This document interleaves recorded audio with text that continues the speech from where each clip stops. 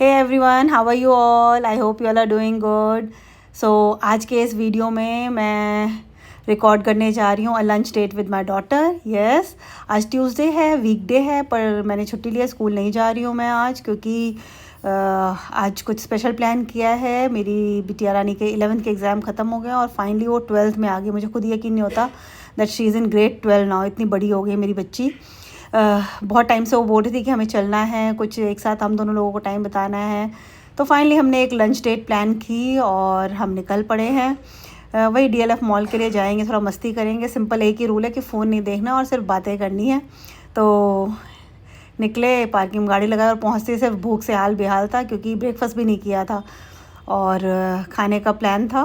तो निकले और जब DLF मॉल जाओ तो मैडम का एक ही फाइनल पेट डेस्टिनेशन रहता है लंच के लिए, दैट इज़ ममा गोटो. उसको पता है मुझे वहीं जाना है और उसे क्या क्या खाना है.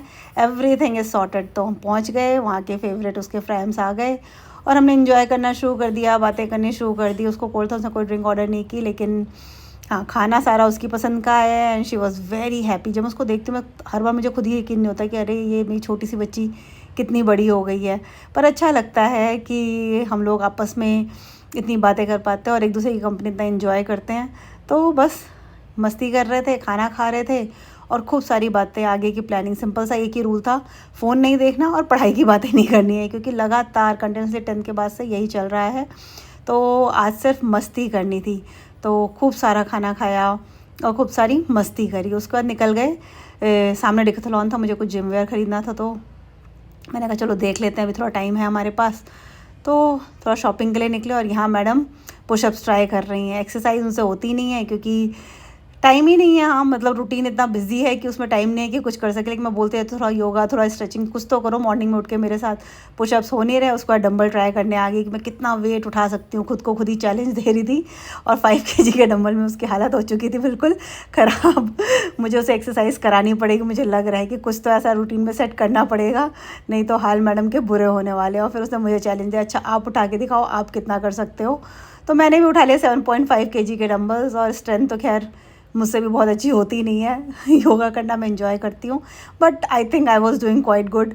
तो बस ऐसी मस्ती करते करते काम ख़त्म हुआ और फिर बात आया कि कॉफ़ी तो पीना ही है बट सिंपल, स्टारबक्स नहीं जाएंगे. हमेशा उसको सिर्फ स्टारबक्स जाना होता है और सेम कॉफ़ी पीनी होती है. तो हम केकरी करके कॉफ़ी हाउस है DLF में, अच्छी कॉफ़ी और अच्छे उसके डेजर्ट है, वहाँ पहुँच गए. गप्पे मारने लगे. अभी हम लोग हंस रहे थे कि कैसे हमने कैमरा सेट करके फेक कॉन्वर्सेशन, मतलब बातें तो हो रही थी लेकिन वो फेक रिकॉर्ड कर रहे थे क्योंकि रिकॉर्डिंग करने के लिए सब करना पड़ता है. कोई नहीं था हमारा कैमरा होल्ड करने के लिए. बट हमने कॉफ़ी इन्जॉय की, अपने चीज़ केक को इन्जॉय किया और फिर निकल गए. शिवा के लिए कुछ कुछ पैक कराया क्योंकि उसको कैसे भूल सकते थे भाई. उसके लिए पैकिंग कराई और फिर हंट शुरू हो गई कार ढूंढने की कि पार्किंग में गाड़ी कहाँ है. मुझे तो बहुत टाइम लगता है लेकिन फाइनली दिख गई मुझे मेरी सुंदरी और हम वापस आ गए.